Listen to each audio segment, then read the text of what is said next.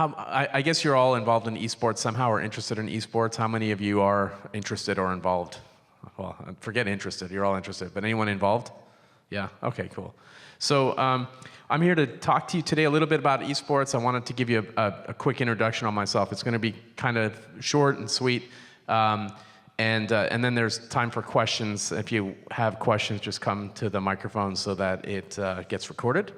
So my name is Rahul Sood, and I am the founder or co-founder and CEO of Unicorn. Before I get into a little bit about what we do, I really want to talk just a bit about my history in this space.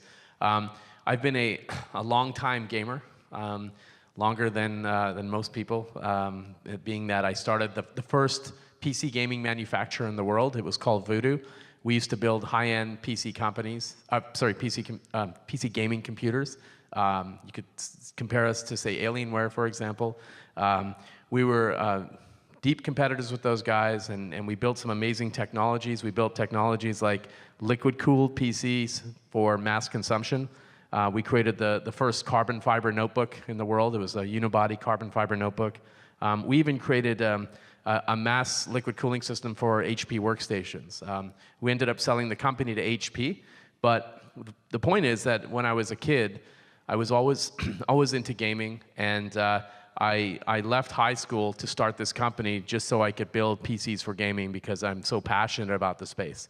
As I said, I've been gaming for a lot longer than most people have, and I've been an entrepreneur for as long as I can remember.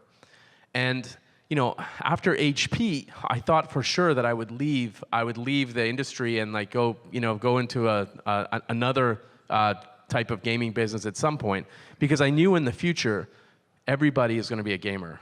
And that's exactly what's happening right now. So what we're seeing right now with esports is a phenomenon that we'll probably not see in our lives. But effectively, what's happening is everybody is going to be a gamer in the future. Whether they're gaming on mobile, whether they're gaming on PC or console, everybody's going to be gaming. And the question is, how do people get into that market? So I eventually joined Microsoft. After I left Voodoo and sold that, I joined Microsoft and I started Microsoft Ventures. And when I was at Microsoft Ventures, my job was to help startups build and grow their businesses. We'd start by getting them some funding. We had accelerators that we set up around the world. We set up accelerators in places like Tel Aviv and in India and Bangalore, Beijing, Berlin, just everywhere. We set up seven big accelerators, and we started working with startup companies. And in my time at Microsoft, we helped something like 300 companies build and raise money. And one of those companies was a company that I fell in love with. It was a gaming community company called Pinion. My partner, the CEO of that company is Carl. He's an Australian guy. This company, they're based in Australia. They flew to Seattle, and they worked with us for months. And I envisioned a day where I would leave Microsoft and buy Pinion and get back into gaming. That's exactly what happened. I left Microsoft.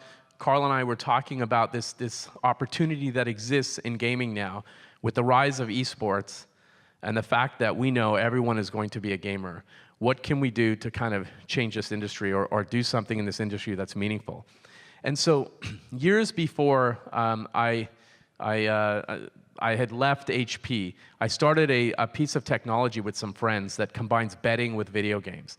And it allows people to place bets real-time in games like, at that time it was Wolfenstein, but also Counter-Strike. And you could put money in your account, they would have money in their account, and you could bet each other and start playing. And we ran some tests with it, and it worked quite well. It was called Play All. The thing that I learned from it, I learned a lot. I learned basically when you have a competitive platform like that, the sharks come out and they win, and then the players who are just the regular players, they don't come back because they end up losing their money. But I also met some fantastic people, and when I left Microsoft to start Unicorn with Carl, I bought Pinion, and I also bought PlayAll, the company that I helped start years ago. And effectively, we created a business that sits at the intersection of video games and gambling or wagering. We thought it would make sense if we could create a sports book on esports. We could create a future business, because traditional sports are starting to wane. So, as an example, I believe that F1 will die one day. And, I also think that many other traditional sports will start to become less relevant as this audience of gamers continues to grow up. Our customer base is between the ages of 18 and 32, but there's an exponentially, alarmingly larger audience that's between the ages of 12 and 18. And it's only getting bigger as it gets lower. So there's a reason that people are so excited about this space and so excited about, esports. When I was getting back into gaming or getting into esports, I started to do some research on, when I had left Voodoo, back then, StarCraft 2 was the thing, right? People would play StarCraft. It was very popular in Korea. And I asked some people, why is it that, why is it that Koreans typically are better than anyone else at League, for example, right? Why are the Koreans winning? Fascinating, back in my day, they had PC bungs at every corner. It's like Starbucks, but it's a place where people can go and play games, right? That's one thing. But the other thing that's really neat is it's culturally part of their DNA. When you go to high school, the best-looking women are always dating the guy who is a gamer with a high elo. They're going to ask you what elo you are, and if you're a top-tier player, then they're going to want to go on a date with you. You're laughing, but that's the truth, right? And that's the reason that they're so popular. So it's a primary reason. So it's embedded in their culture. It's part of the curriculum. It's supported by parents. It's supported by pretty much everybody. And they know that the top players in these games are always the smartest people in the room. The top players for League, for example, and Dota, tend to be great collaborators. They tend to be good leaders. They tend to make decisions under pressure very quickly, like good decisions under pressure. They're damn good at math. They're just incredibly smart students. This is why we're seeing colleges and universities and soon Ivy League colleges or Ivy League schools offering scholarships for those who play League and Dota well, because they want to get the best students in their class. So here we are. Couple guys that want to go out and set up a company in esports and wagering. We wanted to solve the issues of responsible betting, because there are kids out there right now that are betting skins, virtual items in games like Counter-Strike, right? And they're doing this in unregulated environments. It's completely unsafe. It's preying on young people. It's illegal, effectively, but it's not monitored. Nobody pays attention to it because really nobody knows about how big it is. But it's massive. It's massive. They're betting tens of millions of dollars on skins every month, and even larger than that in some cases. So we set out to create a white space, a legal space that's safe and fun for people to be able to wager on the outcome of esports. So what we did was we went out and partnered with one of the largest wagering companies in the world. They're called Tabcorp. It's a $12 billion company out of Australia. They invested in us, and then we had a few other unique investors come into the space, but they're providing us with licensing and helping us deal with those responsible betting issues. When we look at esports as a whole, that's Marshawn Lynch. I don't know if you know who he is, but he's the running back for the Seahawks, very popular. There's a lot of companies getting into the space. We talked about, I think a couple of years ago, someone at ESPN said esports is not going anywhere, sort of bashed what it was, but now esports is a primary pillar for ESPN. Because they know that it's coming. Yahoo's investing in this space.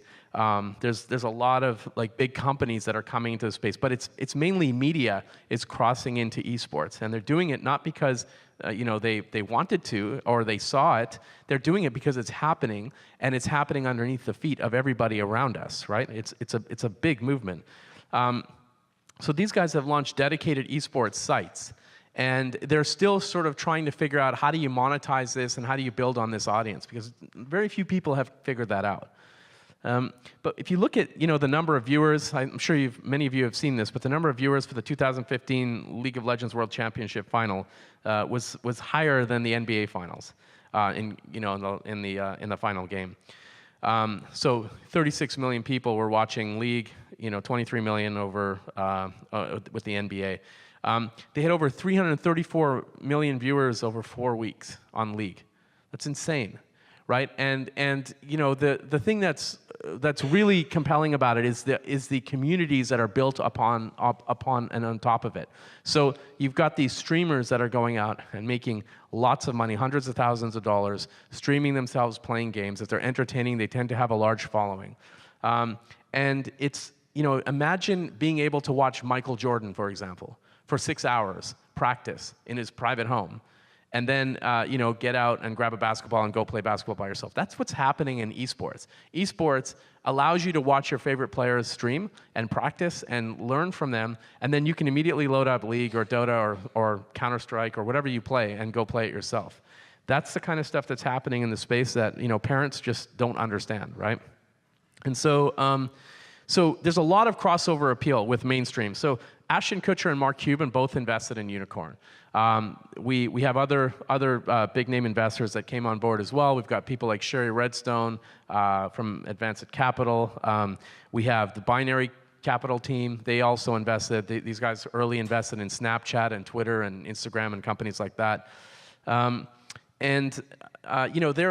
Mark Cuban is super interested in this space. I mean, obviously he owns the Mavericks, but he's really interested in esports in general, looking at team opportunities, looking at a number of areas. Even Shaquille O'Neal just announced that he invested in energy esports. So, and of course, you got Rick Fox, who created his own League of Legends team. And I don't know if any of you follow this, but Rick Fox's team started off as a kind of a joke in a way in the industry. People weren't really taking them seriously, but now they're starting to launch a bit of a comeback. They're doing some really good work. They're pulling together well, and he really is vested heavily into this and really wants to make this a success. So, when you look at the space in general, when you look at an industry like esports, right? The first thing you look at as a trend is VC money is pouring into the space. That's not necessarily a good thing. It's not necessarily a bad thing. But what it is, it's a thing that never happened in the past. We've had multiple bubbles in esports. We've had two. This is probably the third one where, people get excited, they start to invest, they start to, build companies into a lot of hype, and then it fades away. That's not happening this time, because this time there's VC money pouring into the space. This time, new businesses are being discovered, and people are trying, are constantly trying to figure out how to monetize. This time, everyone is a gamer, right? And it's only going to get bigger. Tons of startups are entering into the space. Many of them will fail. Most of them will fail. But there will be some consolidation. So not everyone is going to be a success, but the ones that are a success will last a long time. What's important to think about is the culture of those companies. We built something unique because we believe that culture is the foundation of any successful startup. When you have a company like ours, everyone on our team effectively is a gamer. Snoopy was just joking with me that I play 5 games of League a day, and I do. I play a lot of games. But we're all gamers, and we combine our culture with the betting DNA of Tabcorp. They have a rich history of wagering. And in Australia and the UK, wagering is just a part of culture. People do it because it's fun. They bet on sports. By the way, in the US, people also bet on sports. They call it fantasy. Only in the US can you take the word like gambling and turn it into fantasy. And the reason that happened is because of protectionism and lobbying that happens in the US. But I believe at some point in time, all of that's going to change, and it's going to become regulated. And sports betting, which should be a fun thing, will be legal in the US. So, I don't want to talk you through Unicorn, but basically, we created a sports book. We created the most comprehensive sports book on esports. People can watch the games. They can place bets. They can earn currencies, so they can earn this token called a Unicoin, and then place bets in markets where betting is not legal. One thing about esports is, you don't need mainstream TV to accept it. You don't need mainstream media to turn this into a movement. They're going to follow. It's coming. The BBC is doing coverage on it. ESPN does coverage on it. You've got other big networks like Turner is doing a big CS:GO tournament this year. So it doesn't need it because it's happening, right? It's just going on. I already talked to you about Ivy League schools and why they're going to offer scholarships. There's no doubt about it that that's happening.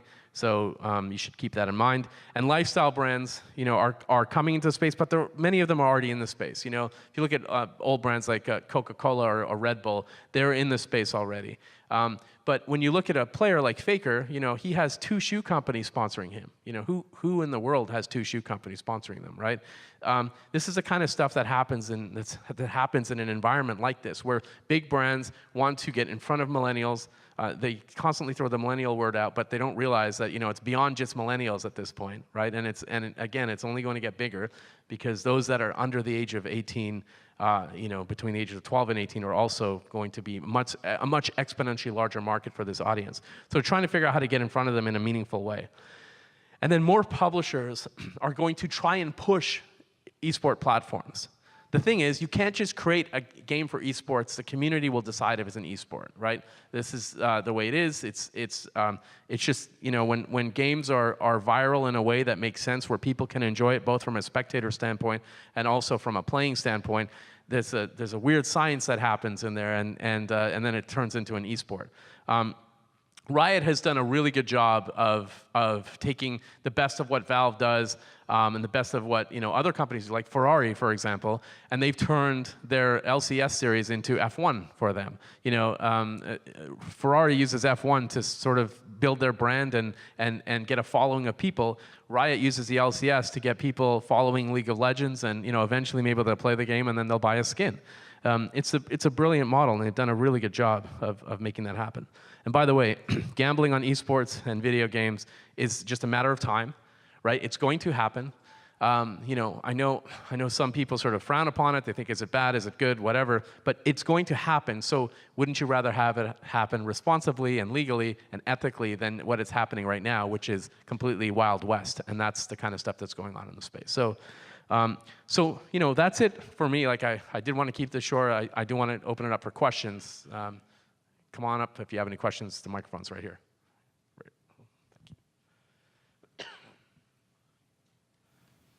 Sorry, can you, I don't think the mic's working. Is the mic on? Yep.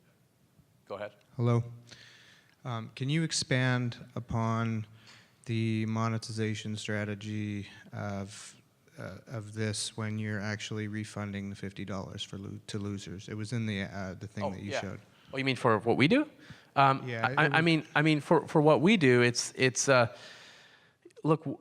Wagering is a thing that people just do on sports in countries like Australia and the UK, for example, right? People will place a $50 bet on a sport, and they'll win or lose, but they do it for fun, and they constantly do it, right? So eventually, it's an entertainment. It's an entertainment thing. So there's no better way to increase the engagement of watching a sport than by placing a bet on it. Like, have you ever placed a bet on a game? I mean, I have, right? Mm-hmm. And I watch it from beginning to end. I know that when the last Super Bowl, I placed a bet on that, and I was literally sweating bullets, even though it was like a small, whatever, $100 bet. But the fact is, you do watch it from beginning to end. And, in countries like that, they bet on everything. I mean, they bet on who the next president's going to be. Donald Trump was 33-1 odds a year ago. So that's the kind of stuff that people bet on. So the way we make money is just, we not only have that audience, but we also have a network of gaming communities that we own that reaches around 5 to 10 million users a month. And then we have our unicoins, which people earn, and they can take those unicoins and they can bid and buy prizes through auctions on our site. We're working on how to monetize that as well. So. Okay, but in the commercial you just showed us, yes, if you lose, you get your 50 back. Right. That's where I don't. So look, that's a promotion, right? So okay, yeah, it's a promotion. So it's not every day that we do that. Every tournament. Exactly. Okay, got it. Exactly. All right, Yeah. Sorry. Yeah, no worries. Others? Other questions? Yep. Yeah, what's y'all's strategy been for approaching these lifestyle companies, and like, other than saying, hey, there are 55 million people on Twitch every month, 12 million in the US, give or take. Like, what is y'all's strategy in convincing them to get into the market and spend money on these influencers in the market?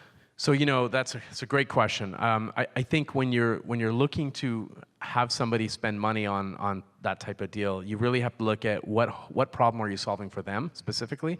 So you have to look at holes in their business, right? And you know, maybe the holes in how they communicate with a certain audience, for example.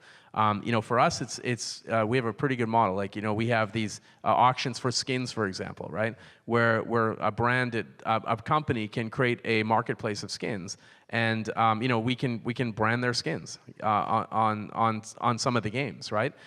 So you know, that's one way to do it. Another way is we can have their hardware, you know, on our site, and people can come and look at their hardware as if they're shopping for it, but they come back and they're actually looking at videos, they're looking at full-time advertisements effectively just because they want to win that product, right? So they're constantly coming back and looking at this, so they get re-engagement. So our strategy is just to build value. You know, anytime you have a brand coming to you, you have to build value for them. And the reason I say it's a great question is because in esports, like this space, you're getting a lot of brands, you know, that are asked to write large checks, right? Mm-hmm. And they're being asked to write large checks because of this Twitch thing and this phenomenon that's happening with Riot and whatever. But there's no ROI for them, and the people that are taking the checks don't care because they're not thinking long term about this industry, right? That is what's going to cause blowups, and that's what's going to cause teams to shut down. That's what's going to cause, you know, churn. That will happen. But what we're seeing is there's more money coming to space, more seasoned entrepreneurs, right, who have done this before, and that's going to build a more solid foundation for the business. So you just have to create value for people that you're asking to write checks. Otherwise, you know, you shouldn't take their money. Awesome, Yeah. thank you. Yep. Next question. Hello. Hello. Hi. You touched on one of my favorite subjects, which is virtual currencies. So any virtual currency which has a large enough base of users functionally becomes a currency, and you get secondary markets which come out of them, and then they potentially become taxable entities in certain jurisdictions because they become a benefit in kind, etc. So can you explain a little bit about the virtual currency you're using? Sure. And particularly like with the US tax laws, because the tax authorities here have made statements. Completely fair. So first of all, we don't refer to it as a virtual currency. We refer to it as a virtual token. The reason being is there's no secondary market for it. There's no way to trade this token with anyone. You can't just say, I will trade you 50 unicoins for $5. You can't do it. So we don't allow trading, and we don't charge for it. We never will, and that's what makes it a free thing, right? At the point that we do charge for it, that blows up our entire business model, and that's when we have to deal with issues like what you're referring to. So it's very important to set out what you're doing from the beginning before you go out and create something like this. You can't just go in willy-nilly. And you know, because of our commitment to responsible betting and dealing with regulators, we have to make sure that we work within the laws. So people want to bet real money, they can, but if they want to use the virtual tokens, the unicoins, they also can. And that's why we created unicoins, so we can reach a global market. Yeah. Others? Question. Hi, you really touched on the point that everyone will become a gamer in the future. And in the current state of esports, there's many different scenes, and they're very segmented in terms of their viewership and, you know, what they follow. How do you feel about like consolidating that in terms of the way you're going to use your platform, either to expand into other esports, or even dealing with publishers who may not be as keen on, you know, having any kind of gambling or any kind of wagering like with their product? Yeah, so first let's talk about that part, which is, you know, dealing with publishers that may not want wagering on their products, right? Yeah. No matter what happens with the publisher, there's always going to be wagering on something that people spectate, right? Mm-hmm. People can watch the presidential election and place bets on it. Donald Trump is not going to stop people from betting on Donald Trump, right? You can't. Just like the NBA can't stop people, you know, in countries where betting is legal to bet on the NBA, right? So that's always going to be there. What's important is that you have the conversation and you say, you know, this is happening, right? It's happening now. You either embrace it or you just ignore it completely, but you can't fight it, and you shouldn't fight it. Because, you know, effectively what we're doing is we're increasing the level of engagement and heightening the experience for people that are watching or engaging on esports, right? Yeah. And we're also doing stuff for video games as well. So, you know, so I think, at the beginning when we first started, publishers were sort of like, oh my God, we can't touch these guys. But now they're like, okay, we get what they're doing. We're just going to let them do what they do. Some of them are actually embracing us, which is great. But it's not everyone. So the most forward-thinking ones are. All right, sounds good. Thank you. Yeah, thank you. Yes, sir. No. I ran. What's that? I ran here. Just a question on that one then. Yeah. So in traditional wagering, the sports can charge a product fee. Do the publishers charge you a product fee to collect a clip of the wagering, or is it the gamers who get it? Yeah, so typically not. The reason being is that there's been a democratization of how their content is distributed. So you've got Twitch, you've got YouTube, you have Azubu, you have other streamers that are sort of streaming this stuff, and they're licensed to stream it however they want to stream it. So no, at the moment, no. But you never know. Everything could change in the future. You know, if this becomes really big, maybe publishers will want to get involved in it somehow with data or with other types of methods. And as I said to that gentleman, the most forward-thinking people are looking at that. So, yeah. So are they parimutuel markets or fixed odds markets? Parimutuel. Parimutuel Yeah. markets. Okay. Mm-hmm. So the economics for Tabcorp are attractive here because it's a heavily taxed model. The current parimutuel licenses related to racing is very heavily taxed. So Yep. it's a nice space for. Yeah, exactly. It's a great space. In fact, Tabcorp has, the reason that they did the deal with us, they have 70% market share in Australia, and they want to grow outside of Australia. They needed something really great to do that, and strategically, we're just a great business for them. So, yeah. So, fascinating area. So, do you allow current esports players themselves or managers or anybody involved in the industry to have accounts with you, or do you have a contractual ban on that? If so, how do you police it? I'm sorry, say that again? Do you allow current esports players or management? No, absolutely not. How do you police it if you Yeah, no, it's a good question. So we created the world's first competitive integrity program on esports, right? And one of the things that we're doing is we're working with the tournament providers to get on board with us so that we can monitor things like weird bets. You know, if a 15-1 underdog is getting massive bets, we can stop the betting. We can then go to the tournament provider, tell them to stop the tournament, and let's do an investigation. And yeah, we don't allow players are basically told by their contracts they shouldn't be wagering on themselves in games. I mean, that just is what it is, right? Like any other sport. So yeah, yep. Unless they bet on themselves in a game that they're playing with their friends, maybe, I don't know. But if they're on a professional tournament, there should be zero wagering on yourselves. Yes. How are you? Hey, how you doing? Good. Nice presentation, Raul. Thank you. So I have a question. You mentioned that VCs are getting into the space. So I'm one of the VCs that's invested in the space. And I also invested in a team called the Immortals recently. What do you think are some of the big opportunities in the esports space for venture capitalists, specifically, besides unicorn? Yeah, no, of course. That's a big one. Well, look, awesome question. I think that when you look at the 5-year sort of horizon, or what's going to be here in 5 years, right? You can say for certain that a team franchise will be here in 5 years. The players will change, the games might change, but a strong team franchise would be here in 5 years. So that's an interesting space that you got into. And by the way, incredible team. Another thing that'll be here, in 5 years is wagering. We know wagering is important, but what comes around with wagering? There's data and analytics. There's a whole bunch of stuff that happens with it. There's content. There's a lot of things that go on in that space. And then you look at the publishers and you say, well, will Riot be here in 5 years or 10 years? Will Valve be here in 5 years or 10 years? Yeah, you can say the good publishers probably will be. The ones with the model to go out and create, really interesting games will probably be here. But beyond that, there's other things that are sort of happening that are kind of ancillary, that are unpredictable, you could say. And I think it's really tough. Like I think that if you're going to get into the space, you really want to look out long and say what is actually going to be here in 5 years, right? And I think those are sort of the key areas for me that I've been looking at. So as a business, we also look at potential partnership opportunities, companies that come to us for, is there consolidation that happens in the future and that sort of thing. And we're looking at all sorts of businesses in those areas for potential consolidation down the road and that and whatnot. So that makes sense? Good. Yes, Snoopy. Hey, so a lot of brands are trying to understand the digital space, and by and large, a lot of them haven't. And traditional sports and entertainment doesn't necessarily live online, it lives in physical spaces. Esports doesn't really live in a physical space. So what would esports do in the next 1 to 2 years, or even longer, while brands are figuring out a digital space for revenue? Okay, so you're asking, what does esports do for revenue while the brands figure it out? Yeah. Well, that's the million-dollar question, right? So the problem is I have a lot of startups coming into the space right now, and it's very difficult at the moment. It's very difficult to raise money, right?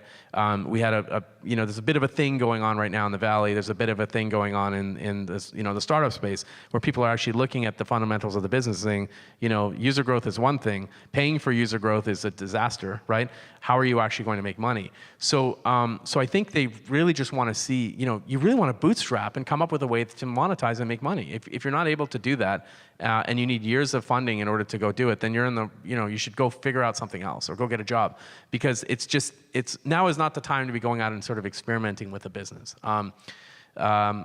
Now, with that said, there are some really interesting companies that come up and create really great games that are really addictive, and and as you've pointed out, another one to me recently, it's great. That sort of stuff is hard to replicate, right? And that stuff requires science. It requires big thinkers. It requires people that understand the space really well. That's the type of stuff that I think is a business that brands could get behind, or investors could get behind. But I would say, if you're asking what does the startup do in the space to get brands interested in them, well, they have to create value for the brand. Otherwise, they shouldn't be in business, right? And they probably won't be in business for long. I'll throw you another question. What about social in gaming? Right now there's a lot of anonymity, and it's one of the things that gamers protect more than most things. As a lot of brands come in, and you think of social networks like Facebook, etc., coming into the space, what do you think about protecting the social identity of a gamer and not associating your real name with it? Oh, you mean like their names, like using real names, or what do you mean? Essentially, a gamer tag or a gamer ID is a protected thing for gamers. Yeah. Do you think you could associate your real name with? I think it has to go that way. Look, I think being known as Ninja Warrior 2000, nobody knows who the hell you are. They don't care, right? But being known as Stephen Ellis, for example, or something like that, or a Shaquille O'Neal or that sort of thing, I think players should start using their own names and go in that direction. I'm a believer in that. I think they should be tying their own social IDs to it. They should be building up their own personal brands versus a persona brand that they're trying to build, because eventually they're going to outgrow that, right? And then they're going to have to get out in the real world and get a real job, right? So I just think at some point they should start thinking about using their own names. And that wasn't just for professional players. That was for every single person in this room that plays video games. Yeah. That they should associate their real name and not their ID. Yeah, that's I don't know. I mean, I guess if you have a social persona, maybe, maybe in your future where you go into your next role, you think about tying your social persona to your gamer tag potentially and coming up with that. I don't know. I really can't answer that. I would just say, as a professional, I would tie my real name to it for sure. Yeah. Yep. Yes, sir. Hey, Rahul. Esports, of course, growing phenomenal rate. But what's the biggest doomsday scenario or threat to this space? Well, I think we could have gone there had the market continued to do what it was doing last year, which is where there was exuberance in investing and people were throwing money at just about anything, right? Excuse my language, but you could basically come up with dog shit and get investment in it, right? But there are some people that are super smart investors that are savvy, that figure it out and sort of really look a little bit deeper in the companies. The doomsday scenario for esports is when companies, or say teams or whatever, come out and they're extracting money from big brands, right? And big brands then turn around and say, "Where's my value? How do I get value out of this?" And they don't see it, and then they re-strategize. It's the same thing happened in gaming. It happened in PC gaming, where a bunch of big companies came out. They wanted to invest in PC gaming. They did that, and then the strategies changed. People at the top changed, and they changed their businesses. But the ones that stayed true, like Razer as an example, is a company that stayed true. They continued to do what they do on a regular basis, and they continued to grow their business. And now they're a $1.5 billion plus company. What has to happen in this space is there has to be a little bit of maturity. People in the business have to think about bringing value to their partners and their investors, more importantly. and also creating things that the community cares about. If you're creating stuff that preys on the community in any way and people sniff that out, you're dead. So this industry is built on communities. It's built on that foundation of gamers that are the type of people that are pretty fickle, right? They don't give a crap about you if you go and you do something wrong or what they deem as immoral, I guess. So you have to be able to build something for the community and build it in a way that resonates with them. I hope that answers the question, because it's really tough to say what a doomsday scenario is, other than the fact that you don't do any of those things and then you're dead. Yeah. I know we're going to see a lot of startups fail this year. I know it's happening. I get calls all the time from companies that are looking for funding or looking to connect with my investors or looking to partner with us in some way. And we're just really careful about how we work with them. But there's some great talent out there. They're doing some really good things. There's some projects that are happening that are sort of underground in places that are just fascinating. So I think that esports is going to blow up in a good way. It's a nascent area. I think it's only getting bigger. You're getting a lot of big investment coming into space. But I think that what will happen is there will be consolidation, and the solid companies will grow, and they'll outlast all of the noise. So, yes.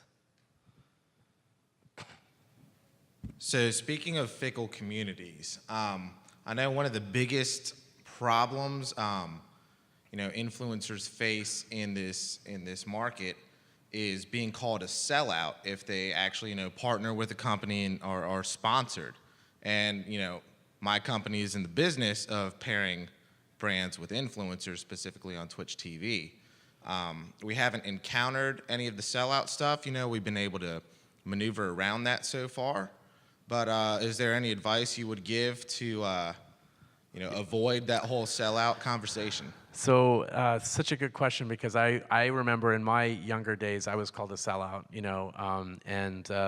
and I look back at it and I reflected upon that when Stephen Ellis actually left Esports to join our company at one point, right? He was working with us and he was consulting with us, and he too was called a sellout. Sorry, Snoop, but the community was very out in your face. And the advice I can give is just grow thick skin, because it's going to happen. It's always, I think Chris Rock said this. It was such a good quote. He said something like, why is it always an unemployed person that tells you to quit, right? What you're doing. That's usually what it is, right? And so you just have to look at it and say, this is somebody who's not making an impact, because I wouldn't call you a sellout, right? Because I'm busy trying to make an impact in an area that I'm in, right? So it's usually people that call someone a sellout is somebody that isn't doing anything, great, right? Or is not sure what they want to do with their lives. So they go and they pick on others. Just grow thick skin and stay relevant to the community, right? Just make sure you stay true to the community. You keep doing what you're doing. If they care about you and they care about what you're doing, then it won't matter. If somebody calls you a sellout, who cares? Yeah, I wasn't worried about myself, just the influence. No, you're worried about the influence that you're dealing with, right? Yeah. So the advice to the influencers is, guys, you got to grow thick skin, right? Cool. Be ready for this, because it's going to happen. Cool. But you need to explain to them that, look, you have to make a living too, right? You as a streamer need to make a living doing this. Otherwise, why are you doing this, right?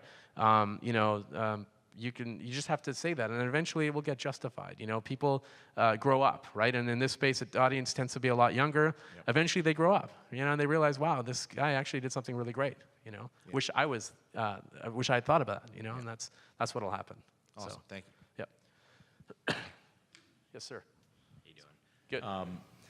So we got to basically have an understanding that there's a lot of VC money coming into the space, but are there any companies out there that are sort of further down the maturity curve, where public investors may have an opportunity to invest in the type of growth that the business is obviously experiencing right now? I mean, you could, if you looked at Amazon, for example, who bought Twitch, you could do that, right? Or you could look at companies that are about to IPO. A good one would be Razer, would be a great company to look at, because they're the brand for gamers, right? And they built a global brand, and they're going public. So you could look at that as an interesting kind kind of company. Like but- any of, I'm sort of trying to think about like event planner, like, event planners, or, you could invest in Amazon as a result of the exposure to Twitch, Yeah. or Logitech because they make some Yeah. of the devices, like the hardware. I'm just trying to to get your sort of perspective on. So one thing I'll say without giving investment advice is to say that big companies change their strategies like you change your pants, right? Which I assume is daily. Big companies tend to do that in weird ways, like where they'll go big into something, they'll own the market, and then they'll just walk away. Now, I'm going to use Logitech as an example. It's a brand that I love because I love their products. But guess what? Years ago, they were at the top of the world. They had something like 80% market share in gaming, and everyone was buying their keyboards and their mice and that sort of thing. And then what happened? CEO comes in and says, this is garbage, get out of it. Let's go buy, Ultimate Ears and go buy Harmony and go buy 20 different brands, and Logitech will sell all these different things under these different brands, and we'll kill gaming. Well, they did that. And Razer walked in and took over their entire market share, all of it.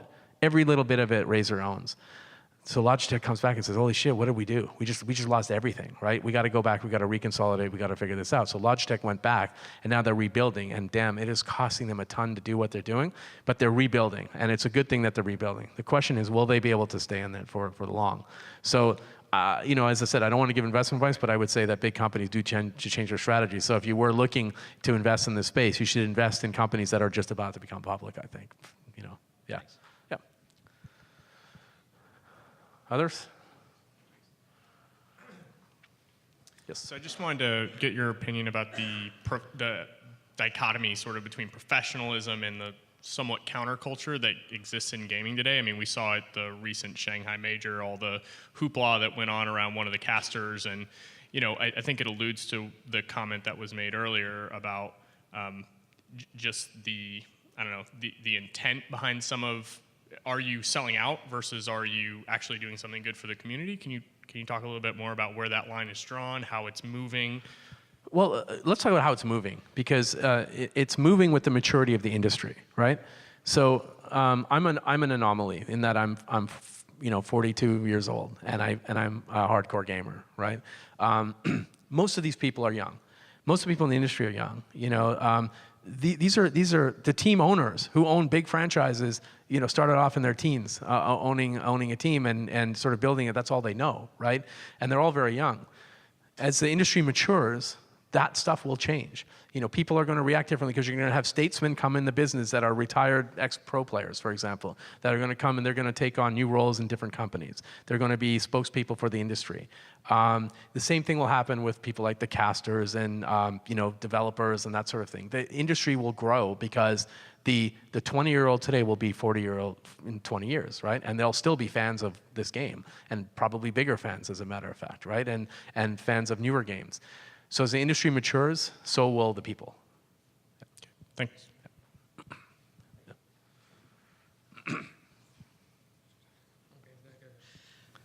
Hey, how's it going? So, given the topic of the forum, sponsorship will be huge. Could you elaborate a little bit? You posted a slide up there. It had Nike and somebody else on there. Yeah. But when you say it's going to be huge, how are you defining that, and how are these brands really participating? Good question. So look, there's a lot of numbers thrown around in esports that irk people, right? One of them is that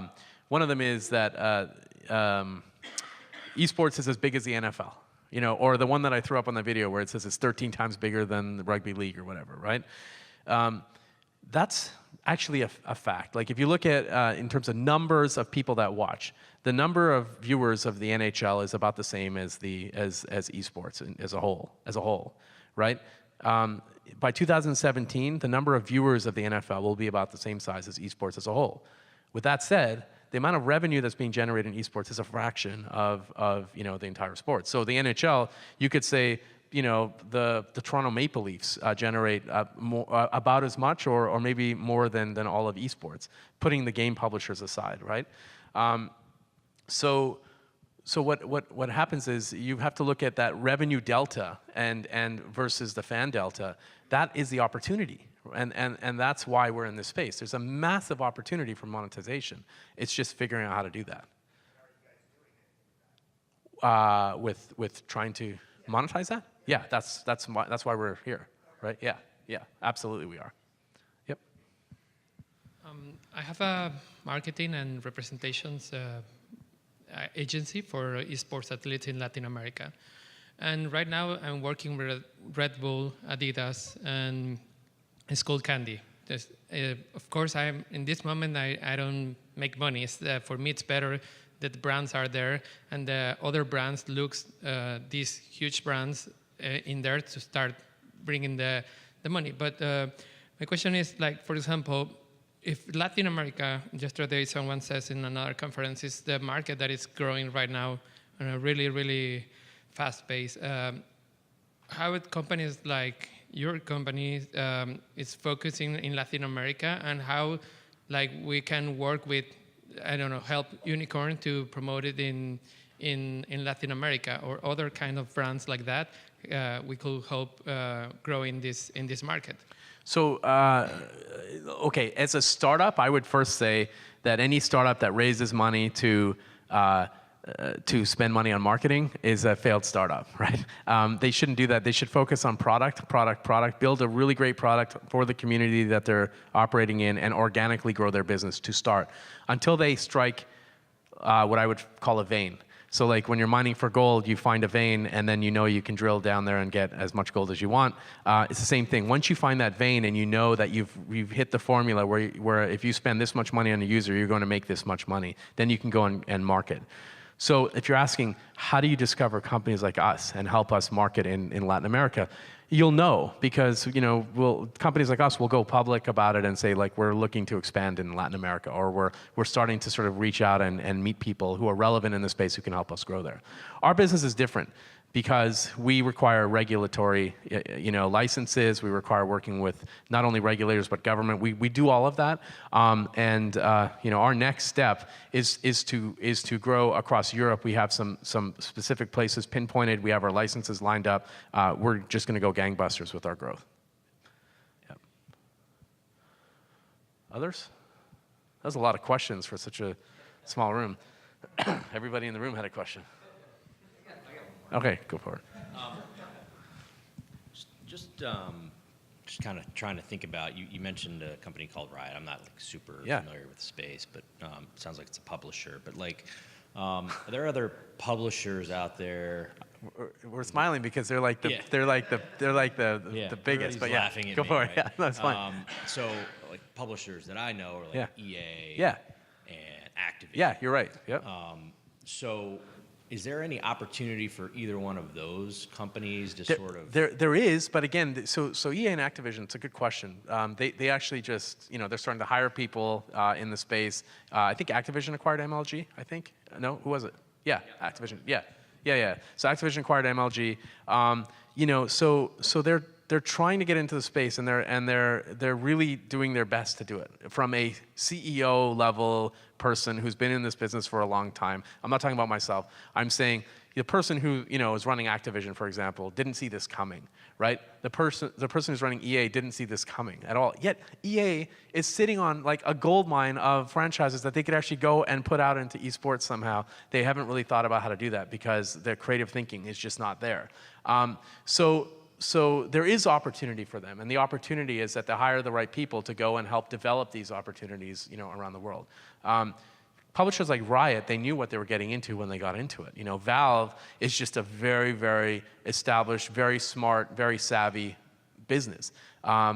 Valve is a company that knows exactly what they're doing. They're very purposeful about everything they do, whereas these other companies are sort of like democracies. They got people inside that go do whatever they want to work on. They have strategic pillars that they go and work out. But right now, esports is the top of every one of them, including Microsoft's list of areas to go invest in. Yep. Yes, sir. Taking my academic hat on and put my marketing hat on now. So I hear lots of the analogies talked about in esports at South by Southwest to things like the NFL and stuff like that, which seem really bad because they're kind of parochial US sports. Really, the analogy seems to be much more like about soccer, golf, and stuff like that because it's definitively global as a sport. So I can see the opportunities for global brands. are there any opportunities for local brands in what seems to be only a global marketplace? Even a single streamer is actually a global star these days. Yeah, I think there are opportunities for local brands in the sense that, you know, you've got streamers that are super popular in the areas that they're popular in. Like, yes, they're popular around the world, but you'll have them living in a location where they're super popular, you know, they're superstars. So you could have local brands partner with them and do work with them. Local brands can sponsor local tournaments, you know. There's a lot of ways that local brands get involved. You know, I was just at a really cool space where it was laser tag. But it wasn't just your kid's laser tag. This was like military spec laser tag, where not only are you wearing a vest, but you're wearing a headgear. The gun has a retractable kind of feeling to it, so because it's got a CO2 cartridge in it. They collect data on every type of shot that you do. You're inside of a map, they call it, which is like a warehouse with walls and that sort of thing. And you're playing Counter-Strike. You know, you have to run, you have to go plant the bomb, you have to do all this stuff with the team. That's the kind of stuff that I see a convergence between esports and sort of real activity, or video games and real activity. Imagine that with VR and what that could mean for local brands, right? This stuff is happening now, and it's only going to get wilder and bigger and crazier. So yeah, there's opportunity for all brands. Yep. All right. Well, I think that's it. No other questions. Thank you very much for coming. Enjoy the show.